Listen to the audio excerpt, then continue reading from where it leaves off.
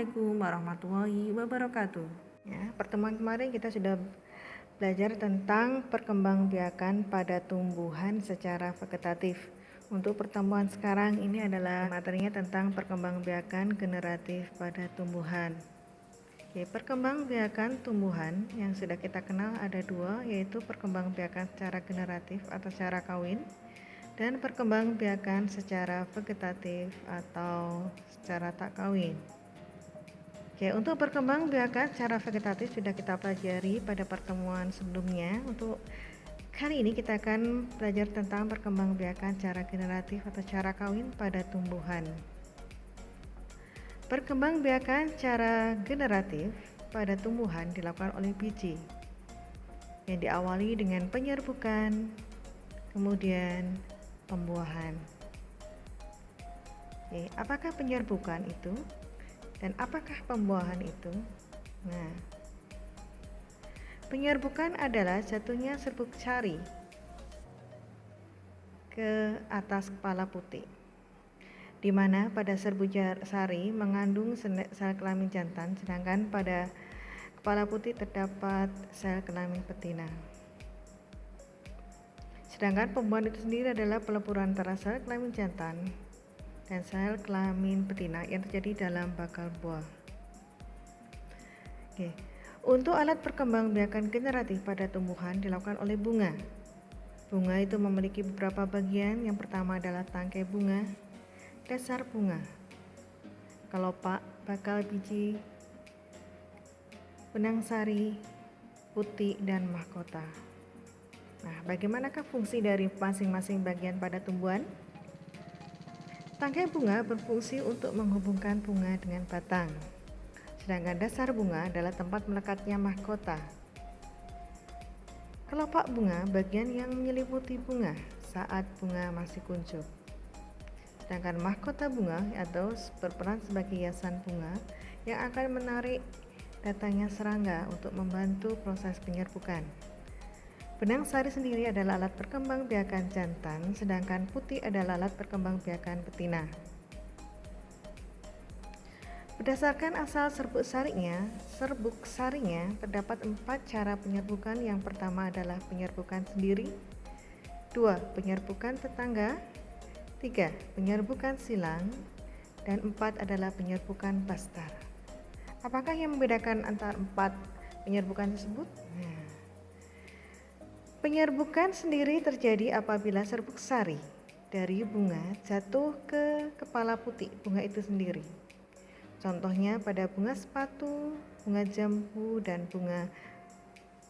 Sedangkan penyerbukan tetangga adalah penyerbukan yang terjadi jika serbuk sari dan putik sari berasal dari bunga yang berlainan tetapi masih dalam satu tumbuhan. Contohnya pada bunga jeruk dan bunga rambutan. Nah, penyerbukan silang ini terjadi apabila serbuk sari dari satu tumbuhan jatuh pada kepala putik bunga lain yang tidak satu tumbuhan, tetapi masih satu jenis tumbuhan. Contohnya pada jagung, pada pinus, pada salak. Pada penyerbukan silang ini biasanya satu tumbuhan atau bunga itu memiliki dua jenis tumbuhan, yaitu bunga jantan dan bunga betina. Yang keempat adalah penyerbukan bastar. Penyerbukan bastar ini terjadi jika serbuk sari suatu bunga jatuh ke atas kepala putih bunga tumbuhan lain yang sejenis tetapi memiliki varietas yang berbeda.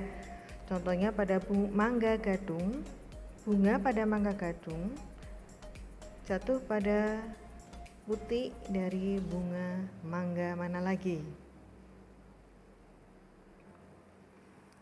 Selanjutnya, jenis penyerbukan berdasarkan perantaranya. Serbuk sari dapat jatuh ke kepala putik melalui beberapa perantara. Yang pertama adalah dengan perantara hewan. Hewan di sini bisa berupa serangga, burung, kumbang. Ya. Contoh tumbuhan yang penyerbukannya dibantu oleh hewan adalah pada bunga mawar, bunga sepatu, dan bunga matahari. Sedangkan tumbuhan yang penyerbukannya dibantu oleh angin biasanya terdapat pada kelompok jenis rumput, tebu, jagung, dan padi. Penyerbukan yang dibantu oleh air biasanya jenis tumbuhan air seperti hidrilla, teratai, dan bunga bakung. Yang keempat, dibantu oleh manusia. Ya, karena tidak ada perantara yang bantu penyerbukannya kecuali oleh manusia itu sendiri atau bantuan manusia. Oke, bagaimanakah ciri bunga yang penyerbukannya dibantu oleh serangga? Yang pertama adalah memiliki mahkota besar, warnanya menyolok, mengeluarkan bau yang khas, dan menghasilkan nektar. Nah, sedangkan ciri bunga yang penyerbukannya dibantu oleh angin, yaitu yang pertama, serbuk sarinya banyak, kecil dan ringan. Yang kedua, bentuk kepala sarinya besar, bentuk tangkai sarinya panjang, kepala putih berbulu dan terlentang keluar dari bunga, bentuk mahkotanya kecil atau tidak mempunyai mahkota. Contohnya pada bunga jagung, ilalang, dan bunga rumput. Oke, setelah penyerbukan adalah pembuahan. Setelah penyerbukan terjadi pembuahan. Pada penyerbukan, serbuk sari akan jatuh dan menempel pada kepala putih. Kemudian serbuk sari ini akan tumbuh menjadi bulu serbuk sari. Bulu serbuk sari ini akan menjadi dua inti, yaitu inti generatif dan inti vegetatif. Setelah sampai pada bakal biji, kedua inti bulu serbuk sari ini akan membuahi kedua inti bakal biji, yaitu pada sel telur, dan membuahi calon lembaga. Ini gambar dari proses pembuahan, di mana serbuk sari akan jatuh pada kepala sari, kemudian serbuk sari ini akan membentuk dua inti, yaitu inti generatif dan inti vegetatif. Inti generatif akan membuahi sel telur sehingga membentuk sigot. Sedangkan inti vegetatif akan membuahi kandung lembaga sekunder atau lembaga sehingga membentuk endosperm. Sel telur yang dibuahi oleh inti generatif akan menjadi sigot yang kemudian akan menjadi embrio yang terdapat di dalam biji. Sedangkan calon lembaga yang dibuahi oleh inti vegetatif akan tumbuh menjadi lembaga atau endosperm atau tempat cadangan makanan bagi embrio di dalam biji. Biji adalah calon tumbuhan baru. Bagaimanakah sifat dari tumbuhan yang dihasilkan oleh oleh perkembangbiakan generatif? Pada umumnya memiliki sifat yang berbeda dengan induknya, karena sifat dari individu baru dari perkembangbiakan generatif adalah gabungan dari dua sifat induknya. Oke, terima kasih. Selanjutnya adalah latihan soal. Silakan kalian tulis soalnya, kemudian kalian tulis jawabannya di buku tulis, kemudian kalian upload di Google Classroom. Terima kasih untuk pertemuan hari ini. Sampai jumpa pada pertemuan berikutnya. Tetap semangat, fokus, dan jaga kesehatan. Assalamualaikum warahmatullahi wabarakatuh.